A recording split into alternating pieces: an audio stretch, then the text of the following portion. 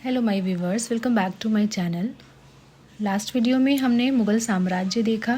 ठीक है, मुग़ल साम्राज्य में हमने अकबर के बारे देखा, बाबर के बारे पढ़ा। ठीक है, उसका शासनकाल देखा और जितने भी इम्पोर्टेंट पॉइंट्स थे वो देखा। हुमायूं देखा, शेर शाह के बारे पढ़ा। ठीक है, और फिर हम इस वीडियो में क्या करेंगे, आज की इस वीडियो में हम आगे देखेंगे जहांगीर। ठीक है, जहांगीर देखेंगे, उनका शासनकाल कब से कब तक था, उन्होंने अपने टाइम में क्या क्या किया, ये सारा कुछ हम देखेंगे। सारे इंपॉर्टेंट पॉइंट्स हम देखेंगे। तो रेडी हो जाइए, अपना नोटबुक लेकर बैठिए और जो भी इम्पोर्टेंट पॉइंट्स है आप उसे नोट डाउन करते चलिए। ठीक है, और अगर वीडियोस पसंद आती हैं तो आप इसे लाइक कर दो, जितना हो सके शेयर कर दो अपने फ्रेंड्स में, और जो भी एस्पिरेंट्स है जिनको आप जानते हो आप शेयर कर दो, जितना ज़्यादा हो सके शेयर करिए। और चैनल पे नए हो तो सब्सक्राइब कर दीजिएगा, सो दैट आपको टाइम टू टाइम सारी वीडियोस मिलती रहेगी। अगर पीडीएफ चाहिए आपको, फ्री पीडीएफ, तो वो भी अवेलेबल हो जाएगी। आप मुझे कमेंट करके बताना और वीडियो को पूरी एंड तक देखना, तो चीज़ें समझ आएंगी। ओके, चलिए शुरू करते हैं आज का ये टॉपिक। जहांगीर, इनका शासनकाल था 1605 से 1627 ईस्वी तक। ठीक है, अकबर का उत्तराधिकारी सलीम हुआ, जो 24 अक्टूबर 1605 को नरुद्दीन मोहम्मद जहांगीर बादशाही गाजी की उपाधि धारण कर गद्दी पर बैठा। ठीक है, तो इसने किसकी उपाधि ली थी, देख सकते हो ये नाम है ना। जहांगीर का जन्म कब हुआ था, 30 अगस्त 1569 में हुआ था। अकबर ने अपने पुत्र का नाम सलीम सूफी संत शेख सलीम चिश्ती के नाम पर रखा। ठीक है, अपने पुत्र का नाम क्या रखा था उसने, सलीम सूफी। और किसके नाम पर रखा था, तो शेख सलीम चिश्ती के नाम पर ना। जहांगीर को न्याय की जंजीर के लिए याद किया जाता है। यह जंजीर सोने की बनी थी, जो आगरा के किले के शाहबुर्ज एवं यमुना तट पर स्थित पत्थर के खंबे में लगवाई हुई थी। जहांगीर द्वारा शुरू की गई तुजू के जहांगीरी नामक आत्मकथा को पूरा करने का श्रेय मोतबिंद खां को जाता है। ठीक है, जहांगीर के सबसे बड़े पुत्र खुसरो ने 1606 ईस्वी में अपने पिता के विरुद्ध विद्रोह कर दिया।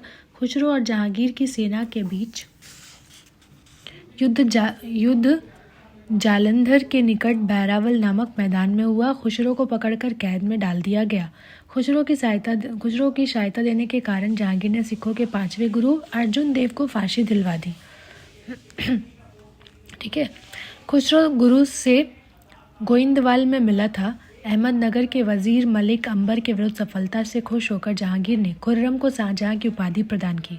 1622 ईस्वी में कंधार मुगलों के हाथ से निकल गया। शाह अब्बास ने इस पर अधिकार कर लिया। ठीक है, फिर नूरजहां, इनके बारे देखते हैं हम। ईरान निवासी मिर्ज़ा गयास बेग की पुत्री नूरजहां का वास्तविक नाम मेहरून निशा था। ठीक है, ये भी याद रखिएगा।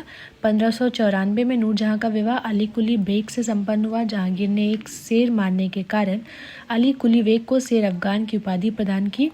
1607 में शेर अफगान की मृत्यु के बाद मेहरुनिशा अकबर की विधवा सलीमा बेगम की सेवा में नियुक्त हुई।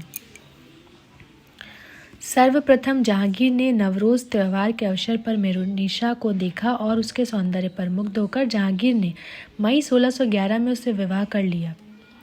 विवाह के पश्चात जहांगीर ने उसे नूर महल व नूरजहां की उपाधि प्रदान की। नूरजहां के सम्मान में जहांगीर ने चांदी के सिक्के जारी किए।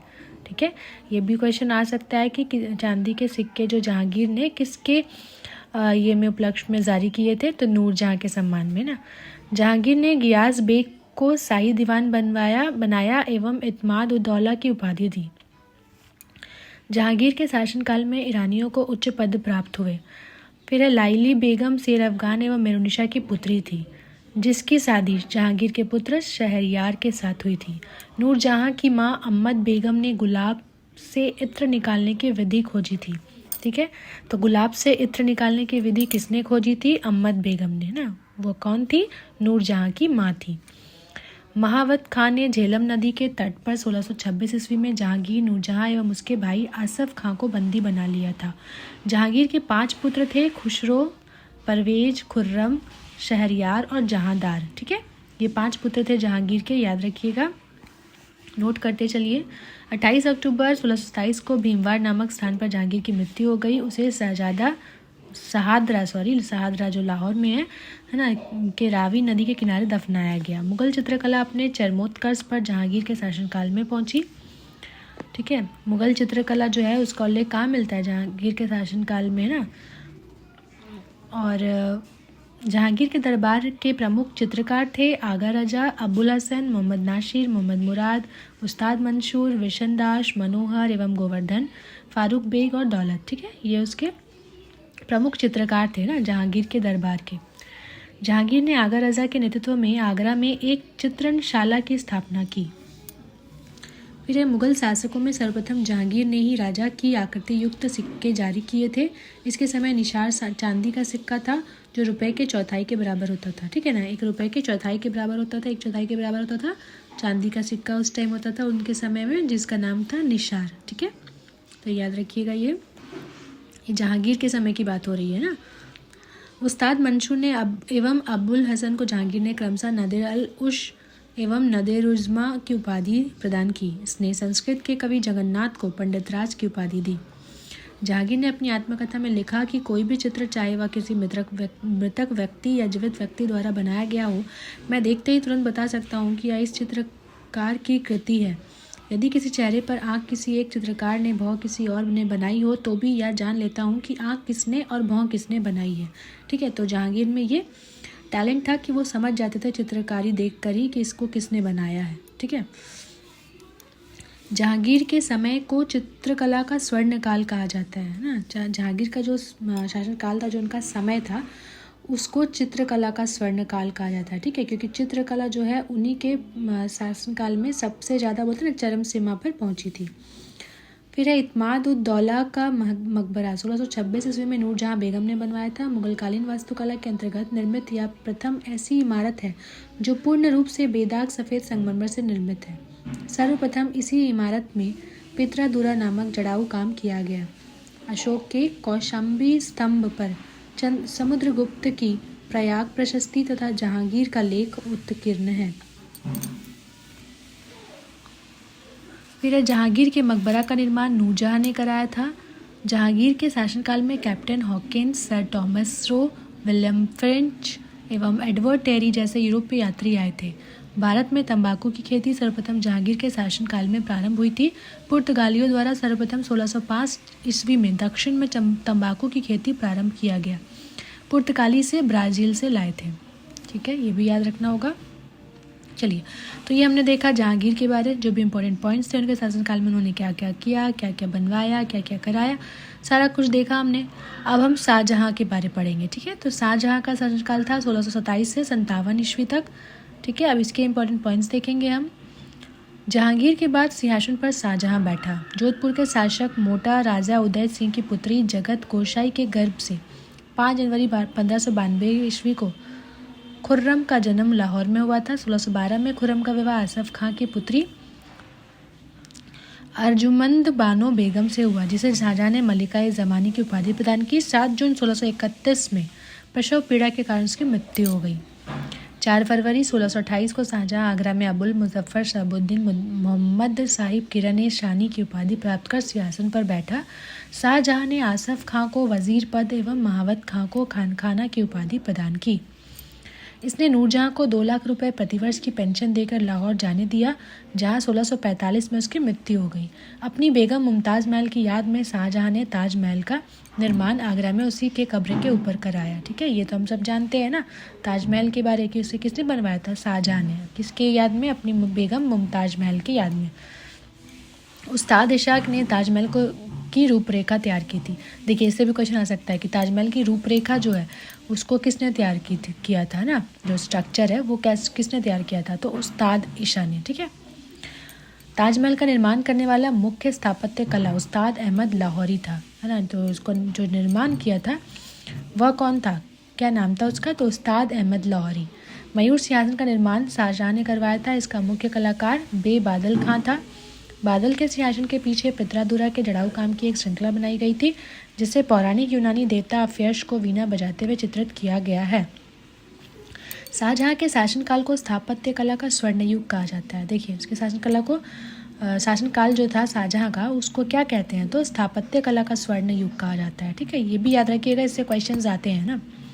शाहजहां द्वारा बनाई गई प्रमुख इमारतें क्या क्या है? तो देखिए, दिल्ली का लाल किला, दीवाने आब, दीवाने खास, दिल्ली का जामा मस्जिद, आगरा का मोती मस्जिद, ताजमहल एवं लाहौर किला स्थित शीश महल, ठीक है, आदि और भी है।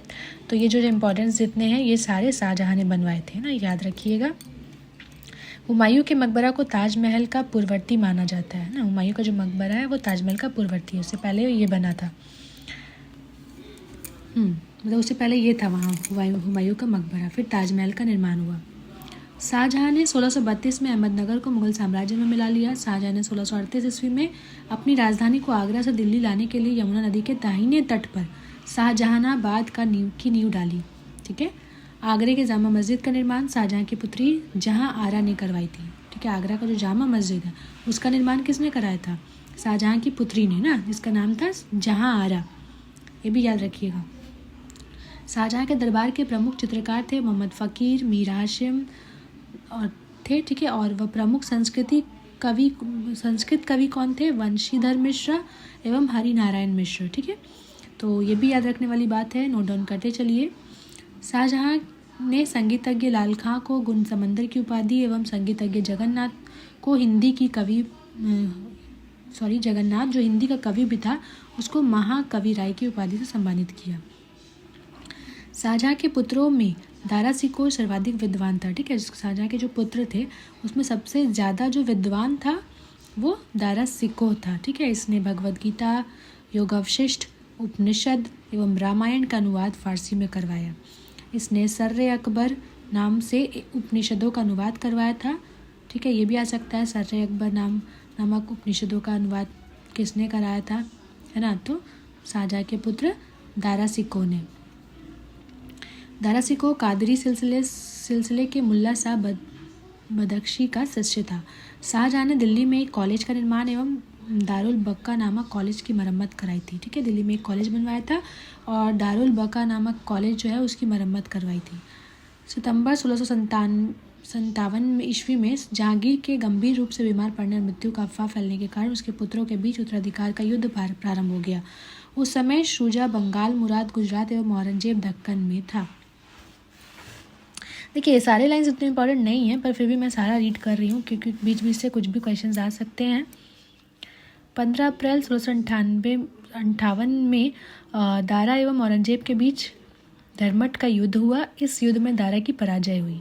सामुरगढ़ का युद्ध जो 29 मई 1658 ईस्वी को दारा एवं औरंगजेब के बीच हुआ, इस युद्ध में भी दारा की हार हुई। उत्तराधिकारी का अंतिम युद्ध देवराई की घाटी था जो मार्च 1659 ईस्वी में हुआ। इस युद्ध में दारा के पराजित होने पर उसे इस्लाम धर्म की अवहेलना करने के अपराध में 30 अगस्त 1659 को उसकी हत्या कर दी गई। दारा सिकोह ने अपना निर्वासित जीवन अलवर के कंगबाड़ी किला में बिताया। इस किला का निर्माण जयसिंह द्वितीय ने किया था।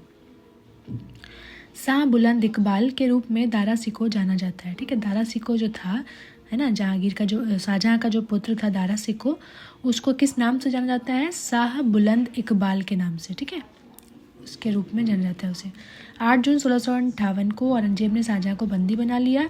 आगरा के किले में अपने कैदी जीवन के 8वें वर्ष अर्थात 22 जनवरी 1666 को 74 वर्ष की अवस्था में शाहजहाँ की मृत्यु हो गई, ठीक है। तो उसका मृत्यु वाला डेट भी याद रखना है और जन्म तिथि, मृत्यु वाली डेट, जो भी मतलब डेट्स, ये सारी डेट्स वगैरह ही इंपॉर्टेंट होती है, ये सभी हमें याद रखने होते हैं हिस्ट्री में। औरंगजेब, ठीक है। तो हमने इस वीडियो में जहांगीर देखा, शाहजहाँ के बारे पढ़ा और अभी हम औरंगजेब देखेंगे, ठीक है। तो औरंगजेब का जो शासनकाल था वो 1658 से 1707 ईस्वी में तक था। औरंगजेब का जन्म कब हुआ था? देखिए 24 अक्टूबर 1618 ईस्वी को लोहाद ना, जो कि गुजरात में है, उस स्थान पर हुआ था ना, गुजरात के लोहाद स्थान पर हुआ था, दोहाद। औरंगजेब के बचपन का अधिकांश समय नूरजहाँ के पास बीता। 18 मई 1637 को फारस के राजघराने की दिलराश बानो बेगम के साथ औरंगजेब का निकाह हुआ। आगरा पर कब्जा कर जल्दबाजी में औरंगजेब ने अपना राज्याभिषेक अब्दुल मुजफ्फर मोहम्मद औरंगजेब बहादुर आलमगीर बादशाह गाजी की उपाधि 31 जुलाई 1658 को करवाया। देवराई के युद्ध में सफल होने के बाद 15 मई 1659 को औरंगजेब ने दिल्ली में प्रवेश किया और शाहजहाँ के शानदार महल में 5 जून 1659 को दूसरी बार राज्याभिषेक करवाया। औरंगजेब के गुरु थे मीर मोहम्मद हकीम, ये भी याद रखिएगा। औरंगजेब सुन्नी धर्म को मानता था, ठीक है, ये भी याद रखना है। उसे जिंदा पीर कहा जाता है, तो याद रखिएगा जिंदा पीर किसे कहा जाता है, औरंगजेब को।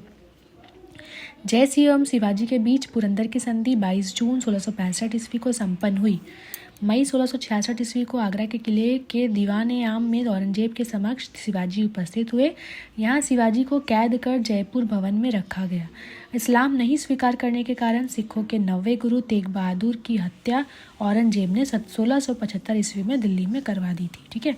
क्यों करवा दी थी? क्योंकि वह इस्लाम धर्म नहीं अपना रहे थे, तो उनकी हत्या करा दी थी, गुरु तेग बहादुर की हत्या, ठीक है। किसने कराई थी? औरंगजेब ने 1675 ईस्वी में। औरंगजेब ने 1679 ईस्वी में जजिया कर को पुनः लागू किया था ना, जजिया कर जो बंद करा दिया गया था उसको फिर से शुरू कर दिया था किसने? औरंगजेब ने। कब? 1679 ईस्वी को, ठीक है। देखिए जजिया कर क्या था उसके बारे देखिए। यह गैर मुसलमानों से लिया जाने वाला कर था, किंतु जो मुसलमान नहीं थे ना उनसे कर लिया जाता था, उसे जजिया कर कहते थे। किंतु ब्राह्मण, संत, वृद्ध, निर्धन, पागल, अल्पवयस्क व स्त्रियों से यह कर नहीं लिया जाता था, ठीक है। भारत में सर्वप्रथम मीर कासिम ने 712 ईस्वी में सिंध विजय के बाद जजिया की वसूली प्रारंभ की थी, ठीक है। सबसे पहले ये जजिया कर जो किसने शुरू किया था? मीर कासिम ने 712 ईस्वी में।